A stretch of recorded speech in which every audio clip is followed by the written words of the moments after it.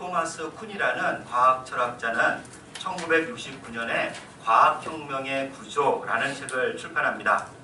이 현대 과학사에서 아주 획기적인 혁명과 같은 책이라는 평을 많이 받습니다. 그 책에서 처음 등장하는 단어가 하나 있는데 바로 패러다임 전환 또는 패러다임 시프트라는 말입니다. 근데 그 말은 지금은 이제 과학사뿐만이 아니라 사회학과 정치학 등에서도 아주 광범위하게 쓰이는 말이 되었습니다. 이 패러다임이라는 것은 사전적인 의미는 한 시대의 사회 전체가 공유하는 이론이나 방법 또 문제의식 등의 체계를 말합니다. 그래서 우리가 일종의 세계관, 인식틀, 사고틀이라고 할 수 있습니다. 가령 유교적 세계관을 가지고 있다면 그런 관점에서 또 세상을 보고 또 세상의 문제를 해결하려 하겠죠. 그러니까 그런 관점, 패러다임 안에서 보면은 제사라는 것을 꼭 드려야 됩니다. 이 유교적인 패러다임 안에서 제사를 드리지 않으면 아주 큰 일이 일어납니다. 그러나 그런 패러다임을 벗어나면 꼭 제사를 지낼 이유가 없어집니다.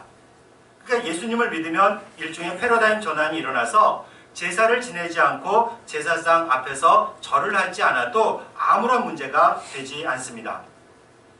이렇게 패러다임 전환이 일어나면 세상을 바라보는 눈이 달라지고 세상을 대하는 태도가 달라집니다.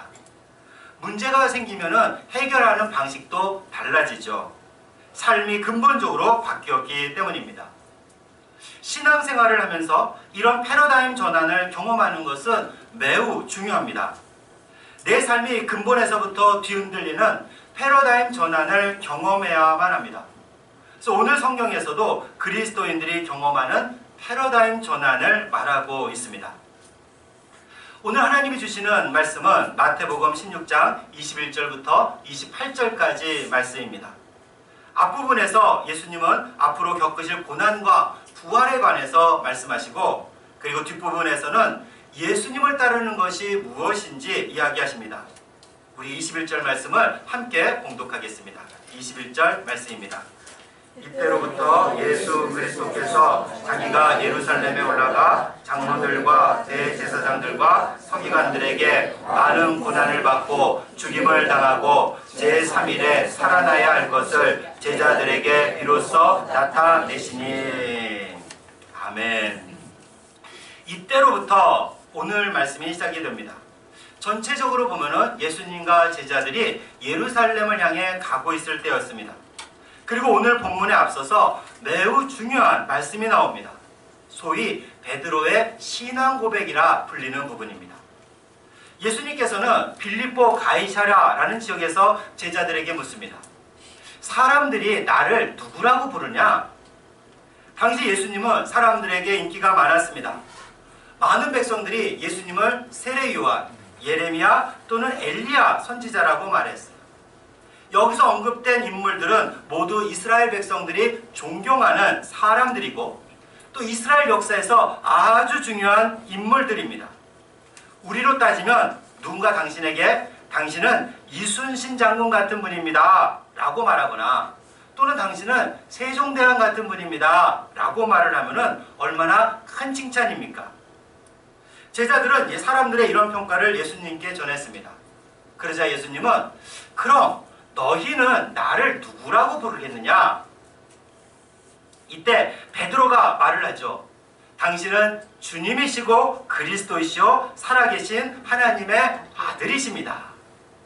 예수님은 우리 삶을 좌지우지하는 주인이시며 구원자이시고 하나님이라는 뜻입니다. 일반 백성들은 그저 예수님을 뛰어나고 훌륭한 사람이라고 생각했습니다. 그러나 베드로는 예수님을 자신들을 죄에서 구원할 그리스도시요 하나님의 아들 하나님이라고 고백하는 겁니다. 그런데 이 말씀이 더 감동을 주는 이유는 이 말씀이 선포된 장소 때문입니다. 그곳은 빌립보 가이사랴라는 지역입니다. 그 도시는 헤롯 대왕의 아들 빌립이 크게 재건한 도시입니다. 그리고 이 도시를 황제에게 바친다는 의미로 가이사랴라고 했는데 이 가이사랴라는 것이 황제를 뜻하는 단어입니다. 그래서 이곳에서는 황제를 신으로 여기며 또 숭배를 했고 로마의 각종 신들에게 행해지는 제사들이 있었습니다. 황제를 숭배하는 이들이 지향하는 바는 분명합니다. 권력, 힘, 명예, 부를 가지려고 했습니다. 사람들이 이것을 아주 경쟁적으로 추구했습니다. 그리고 그것을 바탕으로 사람들을 지배하고 사람들 위에 올라섰죠. 심지어 신으로 불리는 황제를 죽이고 자신이 그 자리를 차지하는 일이 빈번했습니다. 이런 일이 벌어지고 있는 황제의 도시 빌립보 가이사랴에서 베드로는 황제가 아니라 바로 예수님이 우리의 주인이시고 그리스도이시고 하나님이시라 고백하는 겁니다. 이런 대답에 예수님은 베드로를 크게 칭찬하셨습니다. 오늘 말씀은 바로 이때로부터입니다.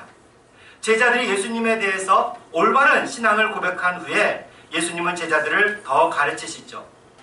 이제 당신이 예루살렘에 가면 당시 권력자들이자 엘리트들인 장로들과 대제사장들과 서기관들에게 고난을 당하게 될 것이고 죽음을 당하고 그러나 제3일 만에 살아난다고 말씀합니다.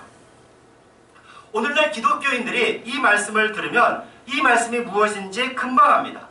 바로 십자가와 부활을 뜻하는 말씀이기 때문입니다. 우리는 이 말을 들으면 금방 할렐루야 하고 외칠 겁니다. 왜냐하면 예수님의 십자가와 부활로 인해서 우리의 죄가 용서를 받았고 영원한 생명을 누릴 수 있게 되었기 때문입니다. 그런데 베드로의 반응은 달랐습니다. 우리 22절과 23절 말씀을 함께 봉독하겠습니다. 22절과 23절 말씀입니다.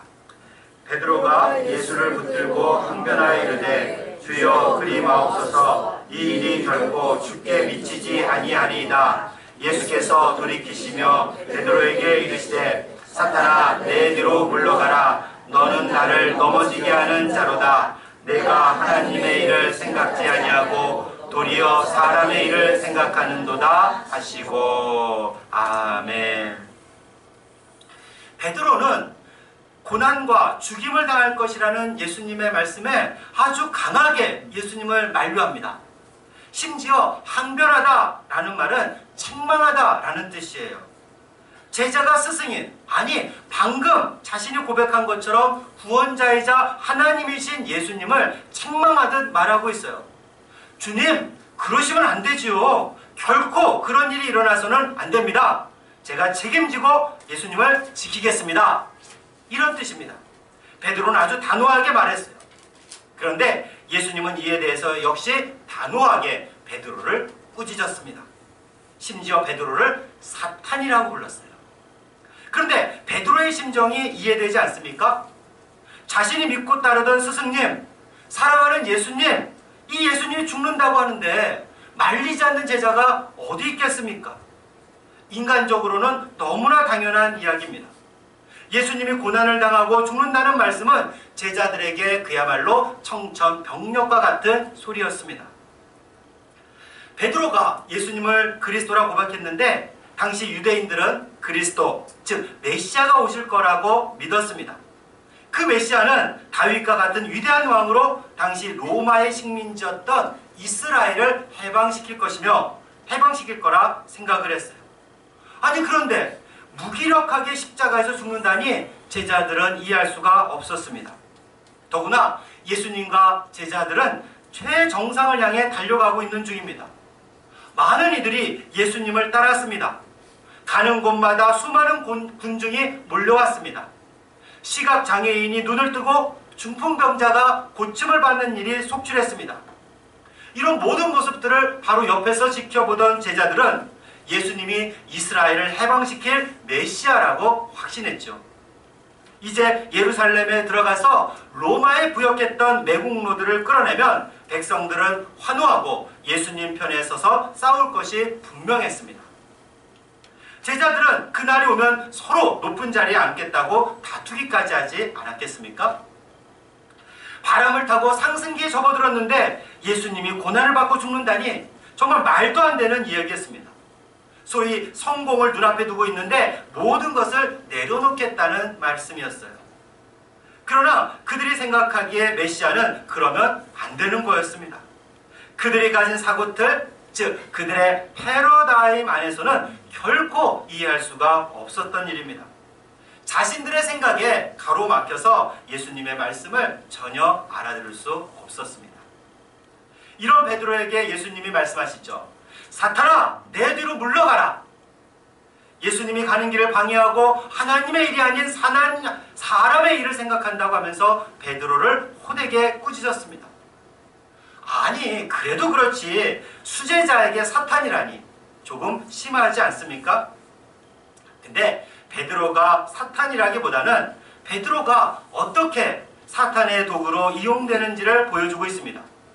예수님에 대한 인간적인 사랑, 그리고 메시아에 대한 잘못된 이미지는 이 사탄이 이용하기에 딱 좋은 거였습니다. 사탄은 베드로를 이용해서 예수님이 인류를 구원하지 못하도록 그 길을 막고 있는 겁니다. 예수님은 이런 사탄에게 대적하는 것이지 결코 베드로를 사탄이라 정죄하는 것은 아닙니다. 이렇게 베드로를 책망하신 후에 예수님은 예수님의 제자에게 어떤 특징이 있는지를 말씀해 주십니다. 우리 24절 말씀을 함께 봉독하겠습니다. 24절 말씀입니다. 이에 예수께서 제자들에게 이르시되 누구든지 나를 따라오려거든 자기를 부인하고 자기 십자가를 지고 나를 따를 것이니라. 아멘. 예수님을 따르는 자들, 즉 예수님의 제자들 또는 그리스도인이라 할 수 있는데 이들에게 나타나는 특징이 있습니다. 이들은 자기를 부인하고 또는 부정하는 자들이며 자기 십자가를 지는 사람들이 바로 예수님의 제자이자 그리스도인들입니다. 우선 자기 십자가를 진다라는 말은 예수님이 십자가를 졌듯이 예수님의 제자들도 십자가를 져야 한다는 뜻입니다. 그럼 십자가가 무엇을 의미할까요? 예수님의 십자가는 바로 사명이었습니다. 인류를 죄악 가운데서 구원하기 위해 십자가에서 죽으시는 것이 바로 예수님의 사명이 아닙니까? 그렇게 자신에게 있는 사명을 자기 십자가라고 말할 수 있죠. 특히 자신의 목숨까지 바쳐야 하는 사명을 말합니다. 이런 십자가를 지라니 하나님이 우리에게 너무 많은 것을 바라시는 것은 아닌가 하는 생각도 듭니다. 그러나 힘들고 어려울지라도 그것을 통해 세상을 좀 더 아름답게 만들 수 있다면 그것이 바로 우리에게 주어진 사명이고 우리에게 십자가가 되는 겁니다. 그런데 이런 자기 십자가를 지기 위해서는 자기를 부인할 수 있어야 됩니다. 자기 부인, 자기 부정은 도대체 무엇을 의미할까요? 여기서 부인한다 라는 단어는요, 제 것이 아니라고 한다, 포기한다, 자신을 포기한다 라는 의미입니다. 요즘 우리가 잘 쓰는 말로 내려놓는다 라는 의미라 할 수 있죠. 그런데 우리는 이 말을 오해하기 쉽습니다. 흔히 포기한다, 내려놓는다고 했을 때 우리는 희생을 떠올립니다. 전체를 위해 내가 하고 싶은 일을 포기하는 것을 자기 희생, 자기 부인, 자기 부정이라고 말하곤 하죠.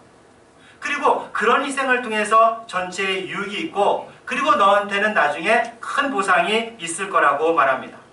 그러면서 그런 희생을 강요하기도 합니다. 그런 희생을 포장할 때 쓰는 수사학적 표현이 바로 자기 부정이에요. 또 자기 비하도 자기 부인이라고 합니다. 자기를 낮추며 열등감에 있을 때 자기를 내려놓았다고 말하면서 자기 부정이라 말하기도 합니다.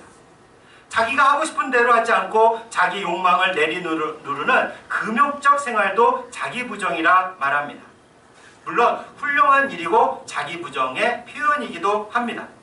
그러나 이것이 진정한 자기 부정은 아닙니다. 진정한 자기 부정은 바로 패러다임 전환을 말합니다.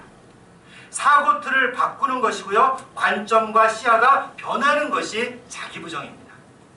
같은 일을 겪더라도 사람의 시선이 아닌 하나님의 시선으로 해석할 수 있어야 합니다.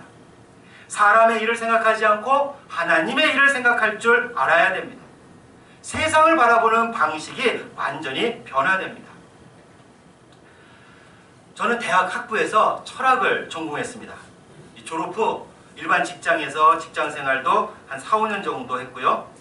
20대에는 교회에도 잘 나가지 않고 세상과 완전히 하나가 돼서 세상과 혼연일체가 되어서 살았습니다. 그러다 이제 30이 되어 회심을 하게 되고 신앙생활을 다시 시작했습니다. 그리고 내친 김에 신학교를 갔습니다. 그곳에서 신학을 공부했습니다. 잘했을까요? 사람들은 그렇게 얘기를 하더라고요. 당신은 철학을 공부했으니 신학을 공부하는데 유리하겠네. 그런데 왜 그렇게 이야기하는지는 모르겠는데 어쨌든 저는 잘 안 됐어요. 좀 공부하는 게 좀 힘들었습니다. 신학을 공부하기가 좀 어려웠는데 그 말들이 좀 잘 이해가 안 될 때가 많았습니다. 머리가 나빠서인가? 제가 그렇게 머리가 아주 나쁜 편은 아닙니다. 평균 이상은 좀 되는데 자꾸 신학 공부하기가 좀 어려웠습니다. 그런데 어느 순간부터 그 신학 수업이 이해가 되기 시작을 했어요. 왜 그런가 생각을 해봤습니다. 근데 그 원인의 가장 큰 것이 20대 때 공부한 철학이 원인이었습니다. 왜냐하면 철학이라는 것은 기본적으로 인문학입니다. 인간을 중심으로 공부하는 것이 바로 철학이에요. 그런데 신학이라는 것은 하나님을 중심으로 하는 학문이 아닙니까? 방향이 완전히 달랐어요. 세상을 보는 눈도 달랐습니다. 한마디로 패러다임이 완전히 다르기 때문에 신학을 공부하기가 어려웠던 거죠. 비록 회심을 하고 예수님을 믿고 예수님이 나의 그리스도시요 주님이라고 고백을 했지만 아직 패러다임 전환이 완전히 이루어지지 않았던 겁니다. 30살이 될 때까지 신앙생활도 제대로 한 것이 아니었기에 인간적인 시각이 그대로 있었습니다. 사실 신앙이 무엇인지조차 몰랐을지도 모르겠어요. 물론 머리로는 알았습니다. 사형리 책자 등을 봐도 의자 그림이 나옵니다. 왕의 자리인데 그 자리에 누가 앉아있는가 하는 질문을 합니다. 예수님을 영접한 사람들은 그 자리를 예수님께 내주어야 합니다. 이제 그리고 내 삶의 주인은 내가 아니라 예수님이 나의 주인이요 나의 왕이라 고백해야 한다는 뜻입니다. 예수님을 믿는다고 고백하신 분들은 다 이렇게 배웠을 거예요. 또 나는 그렇게 한다고 그렇게 고백한다고 믿었을 겁니다. 그러나 진정한 의미에서 패러다임 전환을 경험하지 않은 분들이 사실 많습니다. 자기 부정이 되지 않는 그리스도인들이 많습니다. 물론 예수님을 믿음으로 패러다임 전환은 우리 안에서 이루어졌습니다. 그러나 그 패러다임 전환이 이루어졌지만 그 전환을 아직 경험하지 못했다는 뜻이에요. 오늘 베드로를 한번 보십시오. 아주 멋지게 고백하지 않았습니까? 예수님이 주님이시고 그리스도이시고 하나님의 아들이시라는 신앙 고백을 했지만 그는 하나님의 일을 볼 줄 몰랐습니다. 그렇다고 해서 그 고백이 가짜였겠습니까? 그렇지 않습니다. 그 고백은 진심이었어요. 그러나 그는 여전히 사람의 시각을 가지고 세상을 바라보았습니다.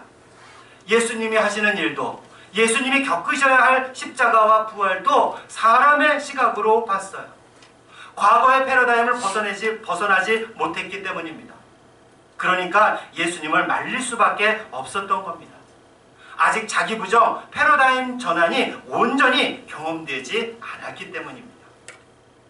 그러나 자기 부인이라는 패러다임 전환이 이루어지지 않으면 그러나 이런 자기 부인이라는 패러다임 전환이 이루어지면 내 삶이 흔들리고 내 삶이 바뀌는 경험을 하게 됩니다.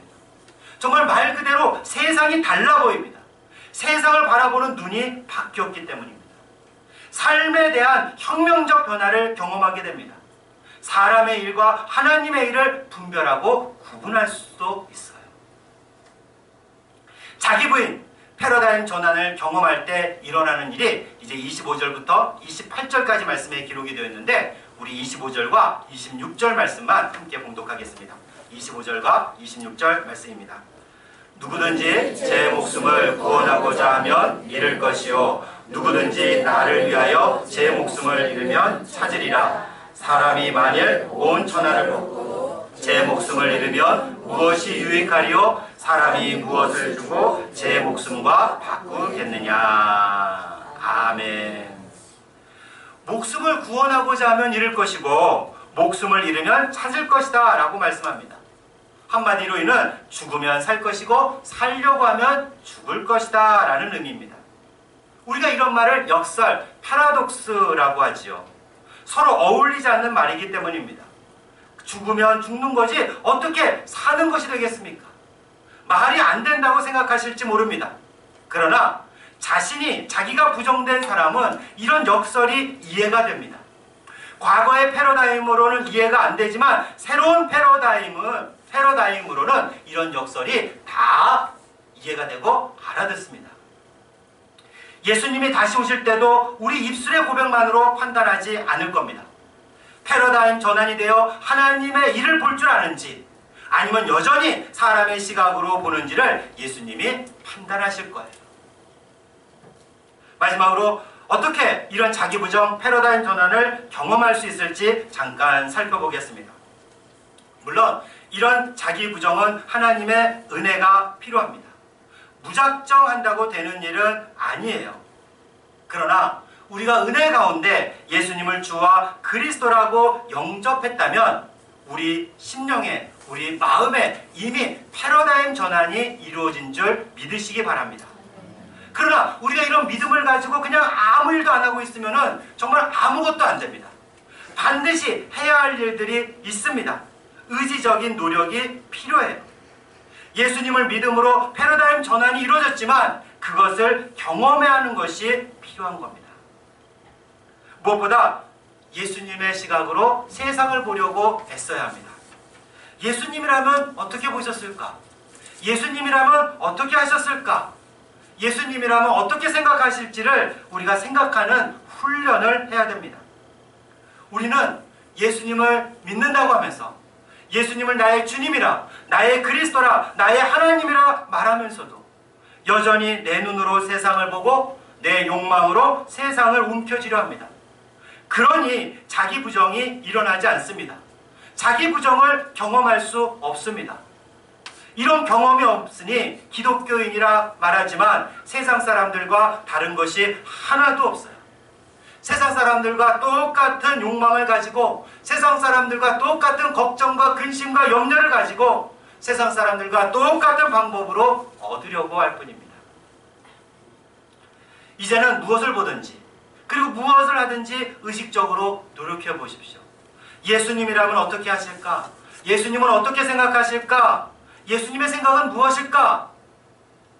그렇게 해서 얻은 결론은 우리의 본성과 확연히 다를 것이 분명합니다.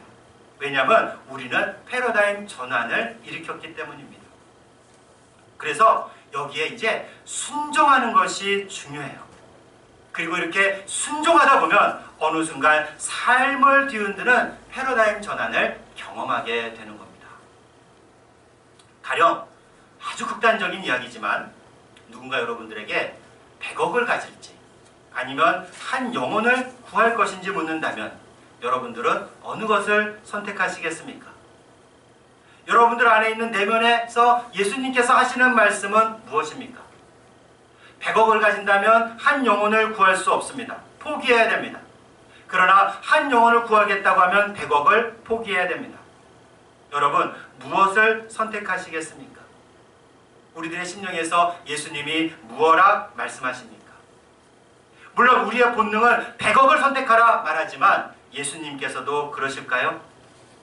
우리 안에 살아계신 예수님이라면 어떻게 하시겠습니까? 당연히 예수님은 한 영혼을 택하실 거예요. 그리고 이것이 예수님의 음성이고 결론입니다. 그럼 남은 일은 여기에 순종하는 일이 필요합니다.